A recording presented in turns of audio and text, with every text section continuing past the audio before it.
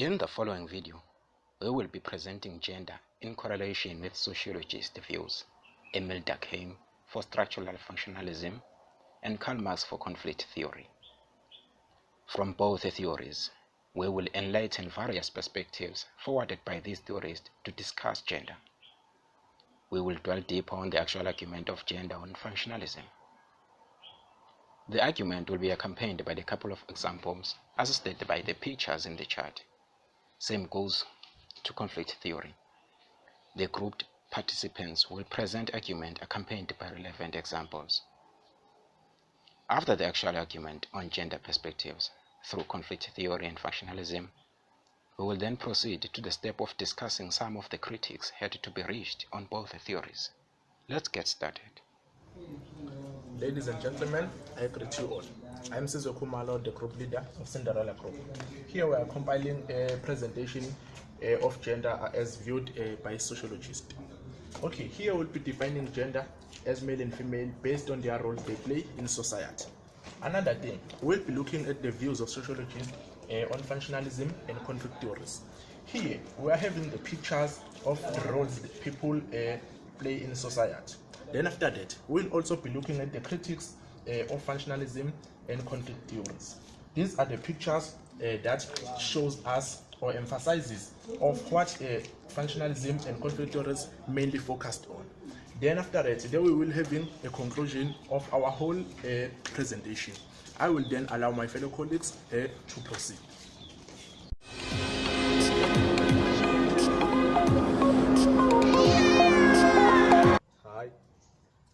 Mine is to define gender. The best way to define gender is to compare it with sex. Now, when I speak of sex, I'm not referring to the sexual intercourse, but I'm referring to the biological characteristics that depict whether a person is a boy or a girl. Then, when we speak of gender, we are referring to the qualities, the distinctive qualities that differentiate a man and a woman. According to sociologists, they view gender or they define gender based on the roles played by men and women in the society. My colleagues will continue to look at functionalism and conflict theory. When we look at functionalism, we are referring to the differentiation of roles that are necessary in the society for the overall function of the society. While when we look at the conflict theory, we are looking at the subjugation of women by men. Okay, generally, when we define functionalism, it looks at how society as a system functions. Then functionalists have different perspectives considering functionalism. Then we have a picture here that depicts or displays women carrying firewood. Then during the past, we know that people in the past had a belief that the collection of firewood was a duty dedicated to women. Then men also had their own duties. Then the next speaker will continue to interpret the following picture.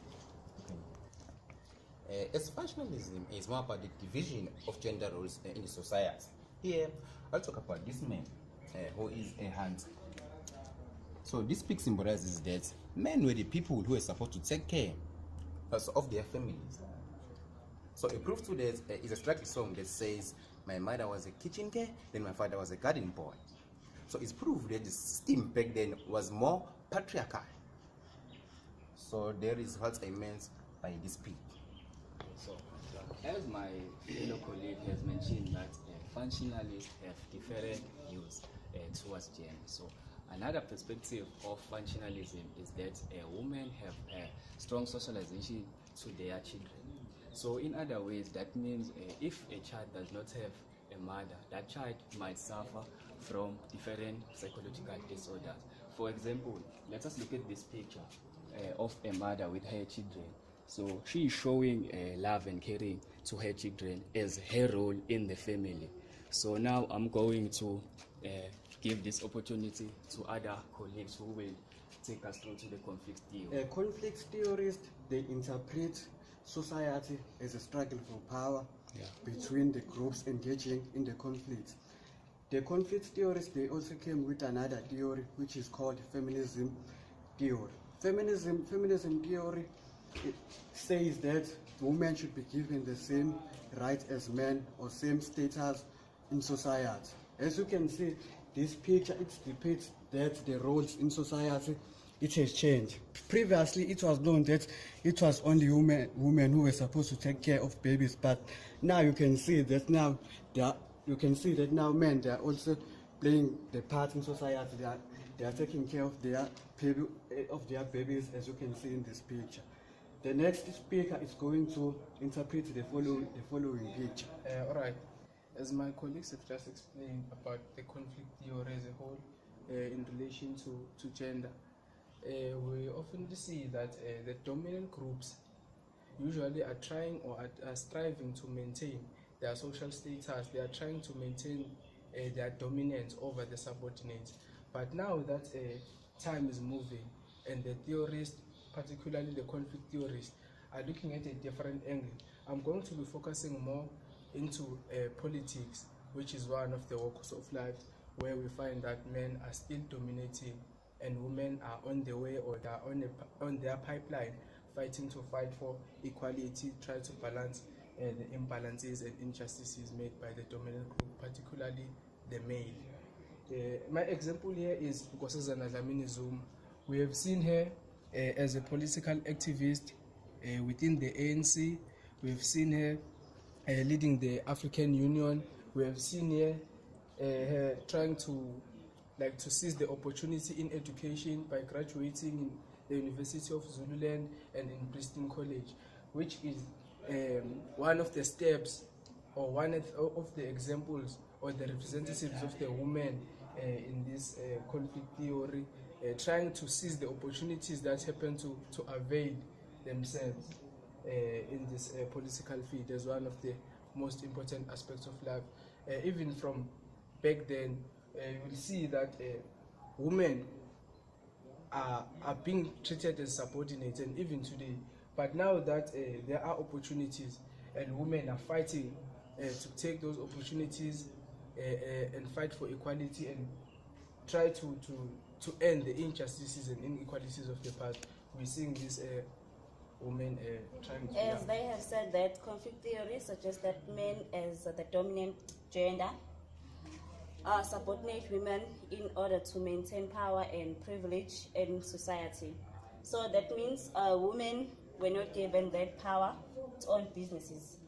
That picture shows us that things have changed. Women can own their businesses and being CEOs in their businesses.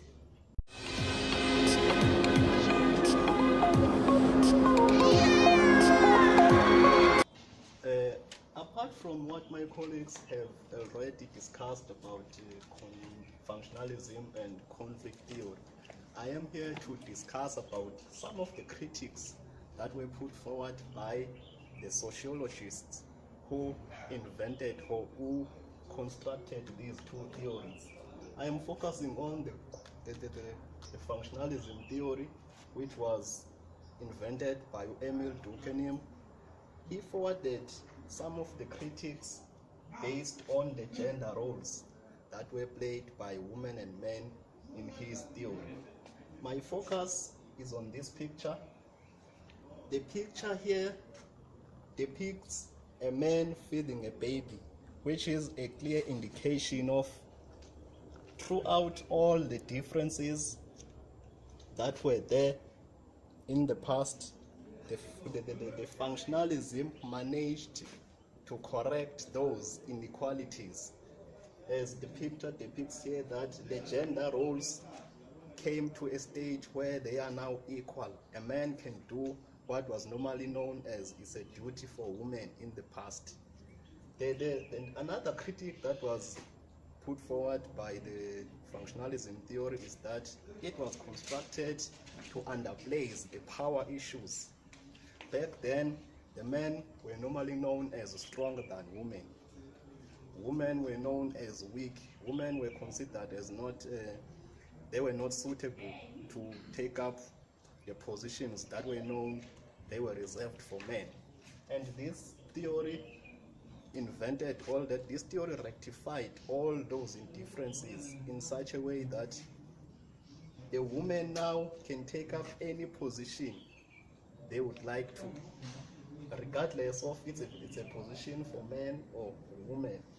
Another point that was forwarded here is that this theory was invented to maintain inequality. This theory was there to forbid any form of inequality that existed in the societies. And by so saying, I'm referring to power issues as well. This theory was also there to forbid the power issues. Just to give an example, in my home village where I come from, there is a family that I know where a woman is the one who has the job and the man is jobless. And in that case, the woman is one who is supporting the family. The man does nothing. The man does not have a job. What the man does during the day, what he all does is to go around chilling with his friends, maybe sometime partying or boozing.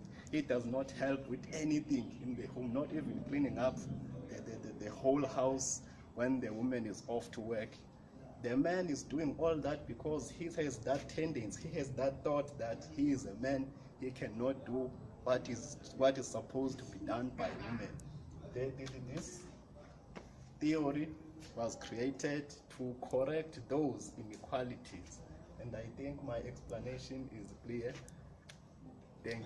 Hi everyone, here I'm going to talk about the critics, but based on conflict theory, where I'll be describing the instabilities and the processes that are taking place in terms of conflict theory. So the theory has been criticized in a way that it neglects the importance of shared values and the public consensus in a society. This results in the imbalance between men and women, and it has been also criticized for being very deterministic, portraying the working class as not being aware of its subordination, and also its belief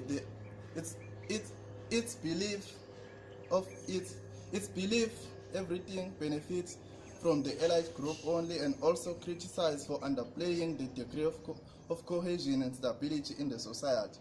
For example, in South Africa, cultural, the herb is banned by men when reporting to their ancestry. This gives men the dominant over women. But in other cases, the woman can burn the herbs only if the head of the family is gone. And the other example is that the elite monarch set the rules which favors them and forget about the subordination group. They plan or draft the rules without knowing how would it affect the subordination group. The only thing that the subordination do is to obey and practice that, which falls under instability, which means that there is no balance within the society. Thank you.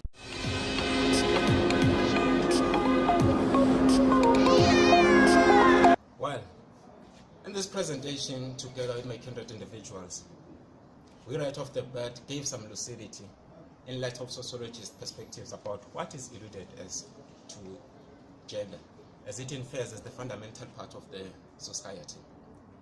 So as our chart has brightened up everything here. So we likewise looked at the perspectives of the functionalist and the conflict theorists about gender. At long last, my two admirable gentlemen also talked or discussed the maintenance of inequality in the society as one critic of the maintenance of the mentioned perspectives, which are functionalism and conflict theorists. I thank you very much.